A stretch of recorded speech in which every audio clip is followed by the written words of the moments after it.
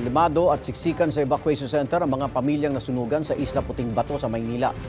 Alamin na natin ang update sa unang balita ni EJ Gomez.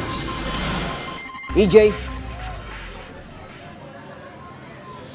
Igan, halos magdamagan ngang walang tulog at pahinga ang maraming residente na kabilang sa 2,000 pamilya na naapektuhan ng sunog na tumupok sa abot sa 1,000 bahay sa Isla Puting Bato sa Tondo, Maynila kahapon. Marami sa kanila puyat at gutom. Hindi rin daw nila alam kung paano sila makakabangon mula sa trahedya, lalo na ngayong magpapasko pa. Matapos ang malawakang sunog na tumupok sa 1,000 bahay sa Isla Puting Bato sa Tondo, Maynila kahapon, ganito ang eksena ngayon ng mga pamilyang apektado. Siksikan sila sa Delpan Evacuation Center. Kanya-kanyang diskarte para makahiga kahit gamit lang ang karton. Ang iba nga, mismong sa sahig na lang nakaupo o nakahiga. Iniinda rin nila ang matinding init. Marami raw sa kanila, mapabata o matanda, ay mga puyat at gutom. Hindi pa kami nakatulog ng maayos, gawa ng wala naman kami talaga mahigaan, kundi tulang karton.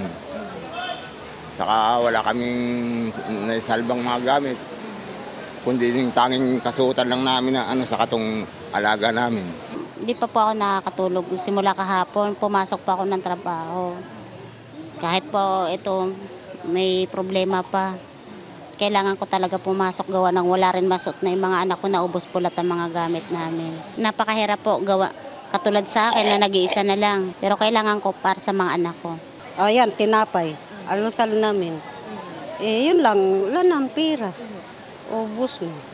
Ayon sa mga tagapangasiwa ng evacuation center, aabot sa humigit kumulang 2,000 ang bilang ng mga pamilyang naapektuhan ng sunog.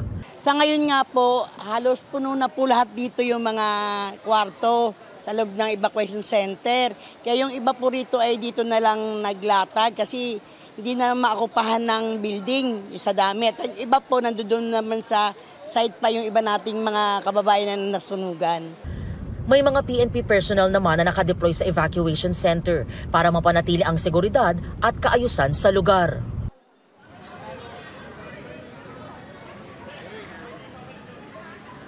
Igan, yung ilang nasunugan, minabuti daw and pinagdesisyonan na manatili pa rin doon malapit sa pinangyarihan ng sunog kahapon. Pero sila ay nagpalipas ng gabi sa mga capsule tents na mula sa Manila LGU. Samantala, dahil maliwanag na, kagabi dito nagsitulugan or nagsilatag ng mga kariton yung mga evacuees natin dito sa Delpan Evacuation Center. At gising na rin sila dahil dumating na yung hot meals mula sa Manila LGU. Makakatanggap sila ng champorado at bottled water. Lahat yan ng mga apektadong pamilya ng sunog na nangyari nga sa Isla Puting Bato kahapon dito sa Tondo, Maynila.